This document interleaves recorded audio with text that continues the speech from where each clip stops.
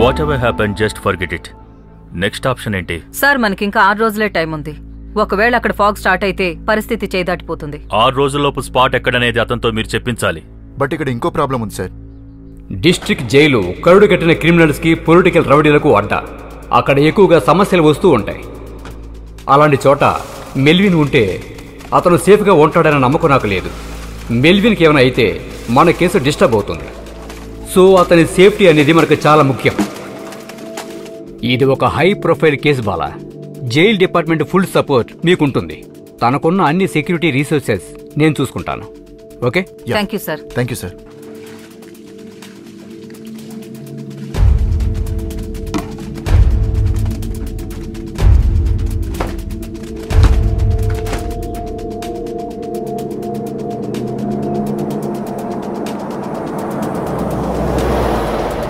Hello ma'am, నేను రాజీవ్ని.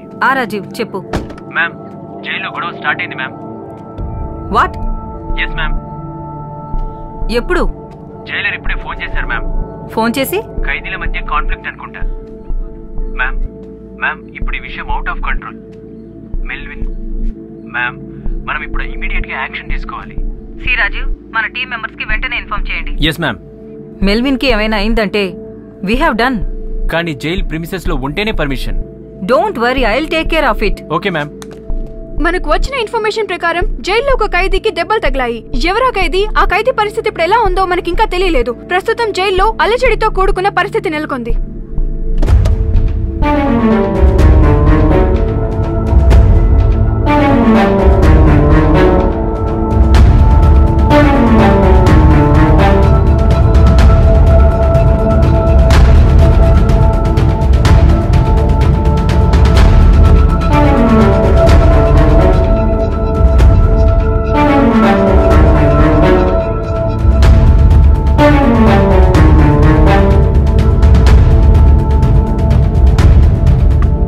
Sir వదలండి.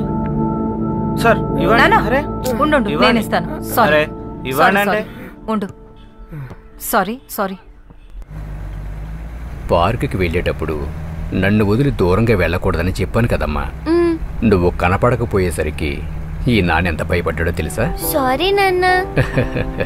సరే అమ్మా, ఇంకెప్పుడు అలా చేయకు.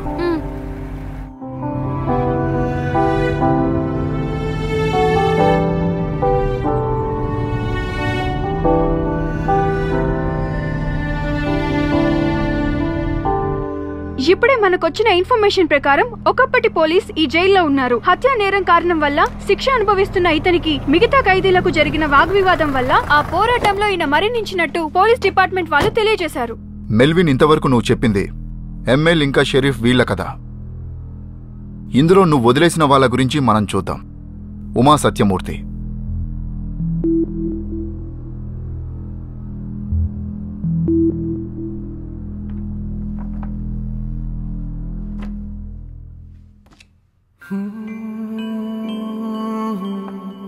దియా ఉమా కూతురు, ఏంజిల్ కన్నా కూడా చిన్నపిల్ల.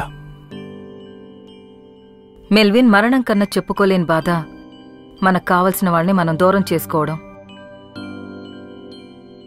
ఆ బాధ మిగతా వాళ్ళకన్నా మీకు బాగా తెలుసు కదా. ఈ పాప పోగొట్టుకున్న వాళ్ళ అమ్మను మాత్రం మనం తిరిగివ్వలేం. కాని ఒక్కటైతే చేయగలం. ఆ స్పాట్ ఎక్కడుందో చెప్పు. ఆ పాపకు అమ్మని చూసే చివరి అవకాశం ఇది మాత్రమే. మీరు చెప్పింది తప్పు మేడం. మరణం కన్నా ఎక్కువ బాధ ఇష్టమైన వాళ్ళు దూరమైనప్పుడు కాదు, ఇష్టమైన వాళ్ళు ద్రోహం చేసినప్పుడు కలుగుతుంది. తప్పు సరిదిద్దడానికి ఉన్న దారి కఠినమైన అది కరెక్ట్. ఆ తప్పు చేసింది వాళ్ళిద్దరే కదా. అటువంటప్పుడు వాళ్ళని చంపడం కరెక్టే, తప్పు కాదు కదా. మనకప్పుడు వేరే చట్టం ఉండాలి. మనకున్నది ఒకటే చట్టం సార్, అది భగవంతుని చట్టం. ఆ కోర్టులో తప్పు చేసింది నేను కాదు, తానే. దాని గురించి మనం తర్వాత డిస్కస్ చేద్దాం. తర్వాత కాదు సార్, మన మగవాళ్ళం మాట్లాడుకోవాల్సింది ఈ టాపికే సార్. మీ గుండెల మీద మీరు చేసుకొని చెప్పండి సార్, మీ భార్య మీద మీకు పూర్తి నమ్మకం ఉందని. చెప్పలేరు, ఎందుకంటే ఈ భూమి మీద మగవాళ్ళు తెలుసుకోలేని ఒకే విషయం ఆడవాళ్ల గురించి.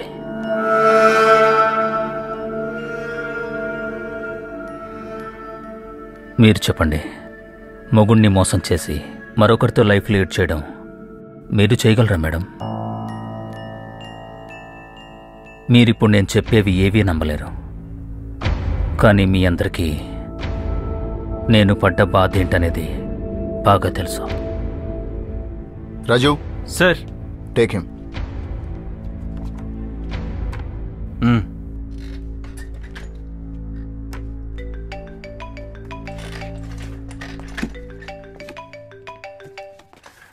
హలో, యా,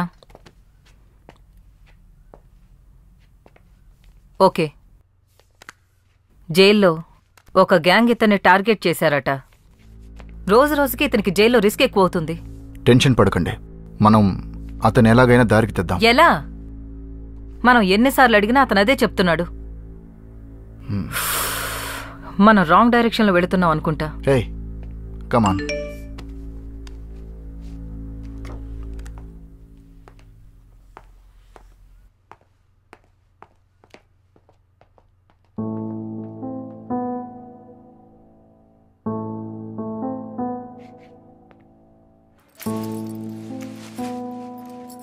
నువ్వు వెళ్ళి కార్లో కూర్చో, నేను వస్తాను.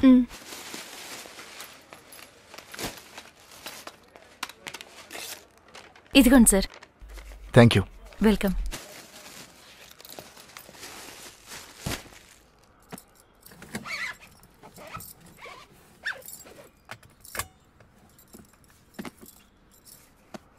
బ్యాంక్ నుంచి 5 లక్షలు ట్రాన్స్ఫర్ చేసావా? మొబైల్కి మెసేజ్ వచ్చింది.